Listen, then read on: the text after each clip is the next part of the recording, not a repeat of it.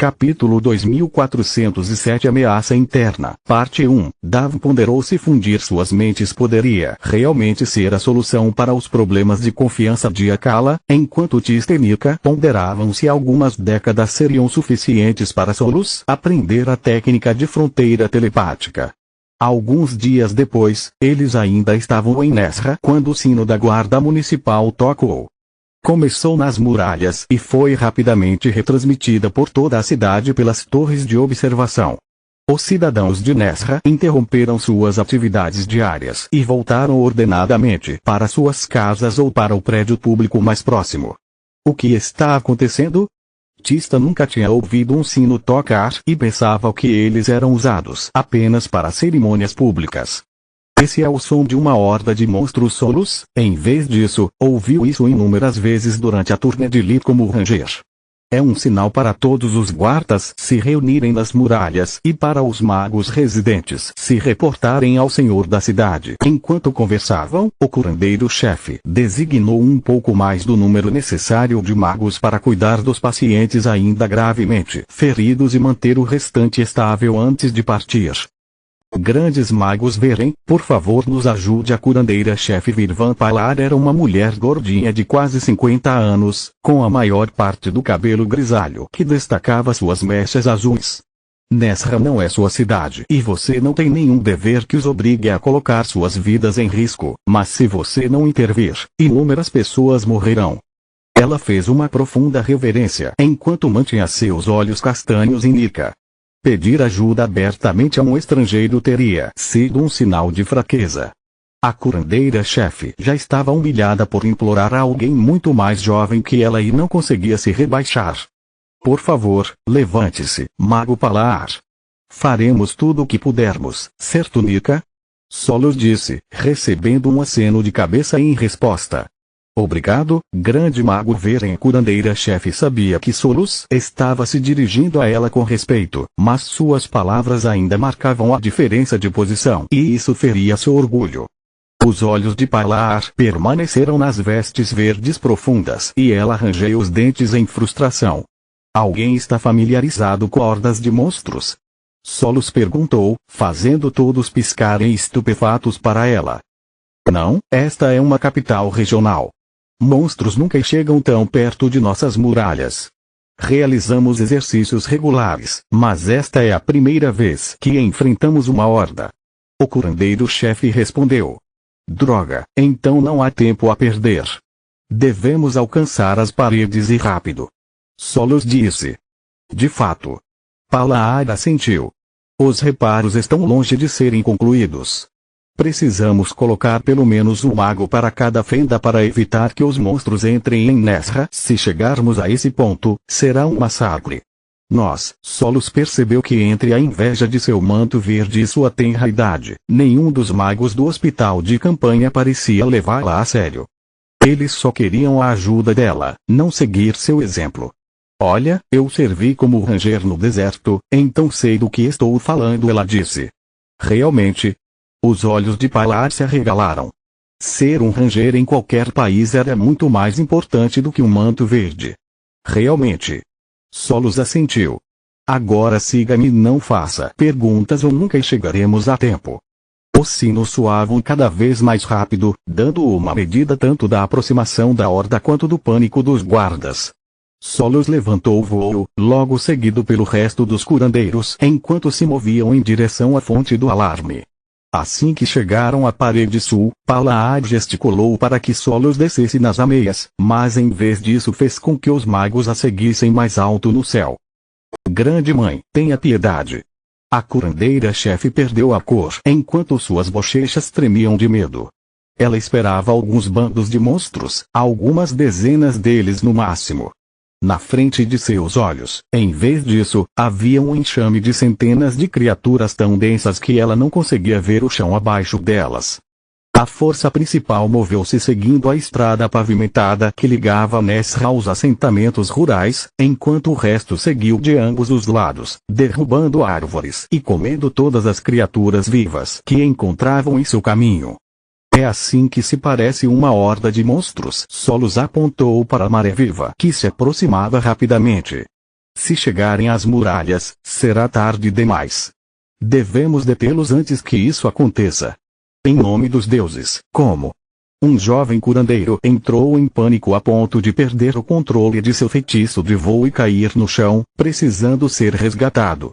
É mais fácil do que parece. Solos bateu palmas para que os magos parassem de olhar aterrorizados para a horda que se aproximava e se concentrassem nela.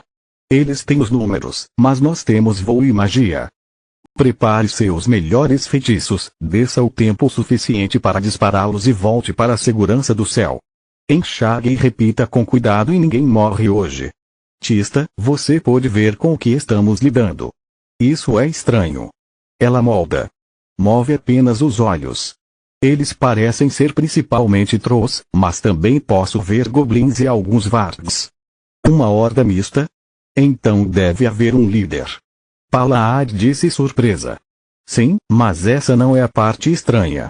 Tista balançou a cabeça. Trolls não são discretos em seu frenesi alimentar. Eles arrasam florestas inteiras e atacam postos avançados humanos. Como você pôde perder algo assim? Admito que a Guerra dos Grifos forçou o exército a renunciar ao seu dever na selva, mas isso é realmente demais. O curandeiro-chefe assentiu.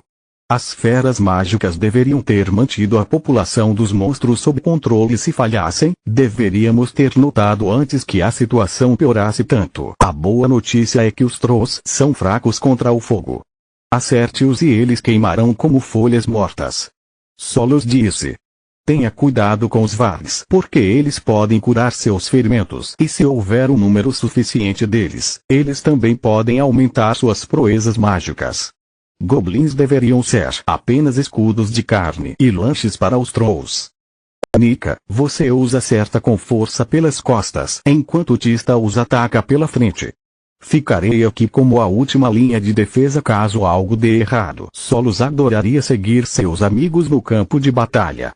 Mesmo assim, ela já havia consumido muita mana naquele dia e não houve tempo suficiente para voltar ali para recarregar. Além disso, se Solos deixasse o geyser de mana de Nesra, suas reservas de energia despencariam tão rapidamente que ela se tornaria um risco. Excelente plano. Nika assentiu, mas pela luz branca que brilhava atrás de seus olhos, ficou claro que era Davin falando. Fique longe de Tista e de mim. Melhor evitar o risco de fogo, amigo. Solos assentiu e virou-se para o capitão da guarda da cidade. Deveríamos ser capazes de lidar com os monstros sozinhos, mas precisaríamos de ajuda caso algo dê errado. Capítulo 2408 Ameaça Interna, Parte 2. Desculpe. O homem fez uma reverência profunda. Entrei em contato com o comando central para pedir reforços no momento em que a sentinela avistou os monstros, mas o exército está disperso. A situação nas antigas regiões de Trud é altamente volátil e não podemos nos dar ao luxo de retirar as tropas. Temos apenas uma tripulação mínima em Nesra porque deveria ser uma área segura. Quando as tropas de reserva chegarem de Valeron, será muito tarde. Então teremos que nos virar. Solos assentiu. Mago Palar, por favor, transmita minhas instruções aos guardas da cidade e ao resto dos magos. Eles não confiarão em mim, ao passo que, com sua antiguidade e reputação, eles irão ouvi-la. A curandeira-chefe assentiu, feliz que o jovem mago tivesse perguntado em vez de ordenar. Isso salvou muita cara de Palar e fez seu papel parecer muito mais importante do que realmente era. Obrigado, grande mago. Veren. A curandeira fez uma profunda reverência a Solos. Vocês a ouviram, magos do reino. Ordeno que cumpram seu dever e proíbo que morram. Já temos muito o que fazer no hospital de campanha e se vocês despejarem seu trabalho em mim, vou chutar sua bunda. Alguns dos magos veteranos riram, outros apenas sorriram com a piada, enquanto os mais jovens estavam tão tensos que pareciam prestes a desmaiar a qualquer momento. Enquanto os magos se espalhavam e se aproximavam da horda de monstros o mais rápido que podiam, Solos ofereceu a Nika uma cópia da Fúria. Não se preocupe. Tenho tudo o que preciso comigo. O vampiro bateu em seu peito, onde estava o cristal de Davin. Então, ela se virou e disparou em direção à retaguarda da horda de monstros em uma velocidade vertiginosa. Não se preocupe comigo. Tista disse. Na pior das hipóteses, posso crescer e essas fofúrias ainda vão caber como uma luva. Ela usou as garras de adamante encantadas, Sunder, e atacou as linhas de frente, rompendo-as com uma saraivada de fogo mágico e chamas de origem. Tista os soprou pela boca, mas teve o cuidado de disfarçá-los entre seus feitiços. Ela queria evitar mudanças de formas exatamente porque estavam em um território amigável. Todos já tinham ouvido falar da linhagem Tiamat, mas tiveram dificuldade em acreditar que Tista não era humano até verem com seus próprios olhos. Outra das estranhezas causadas pela Guerra dos Grifos foi que enquanto nas regiões de Trude os animais eram respeitados e considerados iguais aos humanos, no resto do reino eles agora eram temidos. Como vamos fazer isso? Nika perguntou. Você começa. Daphne encolheu os ombros telepaticamente. Você pode usar alguma experiência, enquanto esses caras são fracos demais para mim. Quando você ficar sobrecarregada, podemos trocar. Você quer dizer, se eu ficar sobrecarregada, certo? Eu sei o que eu disse, garota. Agora pare de tagarelar e comece a trabalhar. Dava respirou fundo. Nika apertou sua massa de guerra em frustração e mergulhou no chão como um pequeno meteoro adamante. Sua armadura sombra noturna a cobria da cabeça aos pés, não apenas para protegê-la de ataques, mas também para esconder a presença de Dav caso precisassem trocar de corpo. Eu gostaria de poder usar minha massa.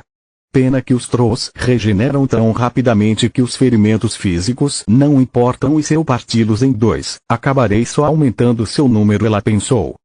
Todos os vampiros estavam naturalmente sintonizados com o ar e a escuridão, mas eram tão inúteis quanto sua arma.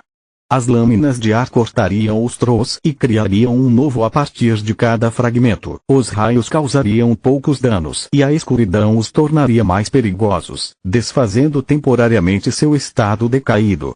Era uma regra rígida nunca usar a escuridão contra os Trolls, a menos que alguém desejasse morrer. Felizmente para ela, após o despertar, Nika também desenvolveu uma afinidade com o elemento fogo. Um tornado flamejante de nível 4 irrompeu de cada uma de suas mãos enquanto ela girava em seu ponto de impacto, engolfando o monstro a 20 metros dela. Mesmo sem sombra noturna, Nika teria sido imune ao fogo natural que se espalhou pela massa ardente de Trolls. Sua pele seca era altamente inflamável, então quanto mais eles se agitavam na tentativa de apagar o fogo, mais ele se espalhava entre suas fileiras.